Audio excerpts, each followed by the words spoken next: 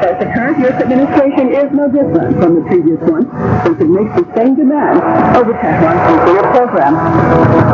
The U.S. Embassy in the Afghan capital has issued a fresh warning for Americans to avoid traveling to the city's airport, citing security threats.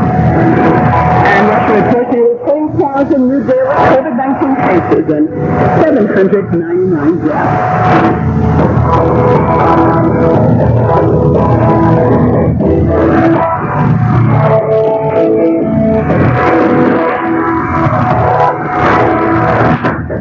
Hello, welcome to World News. I'm Leslie Hashimi. Thanks so much for being with us. First story takes us right here to Iran, where the leader of the Islamic Revolution says the administration of U.S. President Joe Biden is no different from its predecessor run by Donald Trump. I said the front page that the only difference between Biden and Trump is that each used a different set of words to achieve their goals over Iran's nuclear program. Trump withdrew the U.S. from the 2015 Iran nuclear deal 3 years ago and restored sanctions in order to renegotiate it for, quote, a better one. Biden has voiced willingness to rejoin the multilateral agreement. Ayatollah Khamenei noted that the U.S. has the nerve to behave in a way as if it was Iran, which walked away from the nuclear deal. He also blasted France, Britain, and Germany for failing to live up to their commitments under the deal.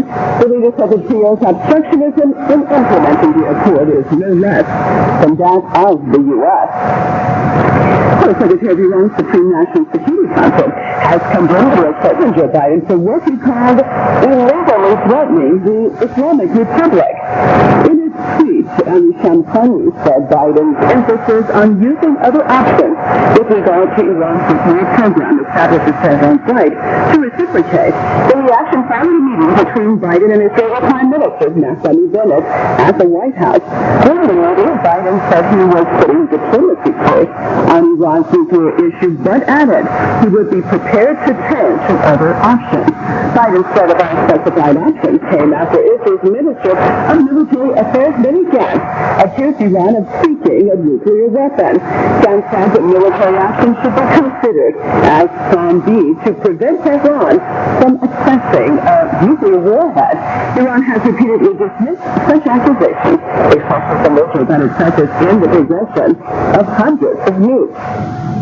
Now to the Iraqi capital, Baghdad, which is hosting a regional summit on the cooperation and cooperation partnership. A number of top regional and international officials, including the French president and Iranian foreign minister, are in attendance. These participants have pledged support for Iraq and emphasized the significance of peace and stability there. Iraqi Prime Minister Mustafa al-Kazemi told the summit that Baghdad will not allow Iraq to become a base for attacking neighboring countries. As well as the summit, Iranian foreign minister said his country has always supported Iraq. Iraq has played a very significant role in all the efforts and constructive efforts because the Islamic Republic of Iran has been one of the first countries in the region which admitted and declared the new Iraq and had given its support to the political institutions in this country. So the Islamic Republic of Iran has rapidly moved to give its hand support to the brothers in Iraq to the level of fighting terrorism and has not stopped at any sort of effort in this regard. Amir Abdullahian also stressed that peace is necessary for dialogue and regional security. Iranian top diplomatics expressed hope that regional countries would realize that peace could not be achieved in the absence of mutual trust.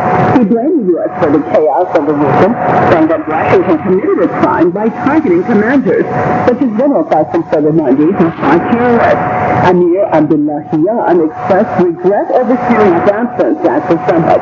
He emphasized that security will be ensured occurs through the participation of all neighboring states. The U.S. military says it has carried out a drone strike against a Daesh planner in eastern Afghanistan. The military said the strike took place in Nangarhar province and that initial indications are that the target was killed. Well, the drone strike took place early on Saturday, 2 days after a bomb attack hit the airport in Kabul. The attack was claimed by the Daesh terror group. According to U.S. media, it killed at least 180 people, including 13 U.S. service members. The attack was the deadliest foreign conflict within Afghanistan over a decade. It took place as Afghans and foreign nationals were awaiting evacuation 2 weeks after the Taliban takeover of Kabul.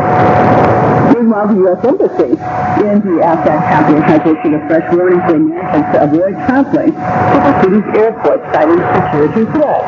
American citizens have also been asked to leave the surrounding areas of the airport immediately. Now, the warning came hours after the Pentagon said the evacuation process continued to face specific credible threats.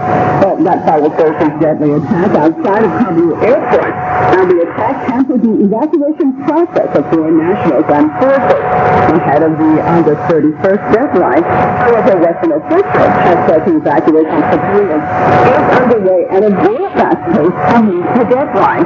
More than 5,000 people remain inside the airport awaiting evacuation, while some Western countries, including Spain and France, have already ended their operation. The Lebanese Prime Minister-designate Najib Mikati has dismissed criticism about his country's fuel deals with Iran. During our news review program, we discussed the matter with our guests. Let's take a look.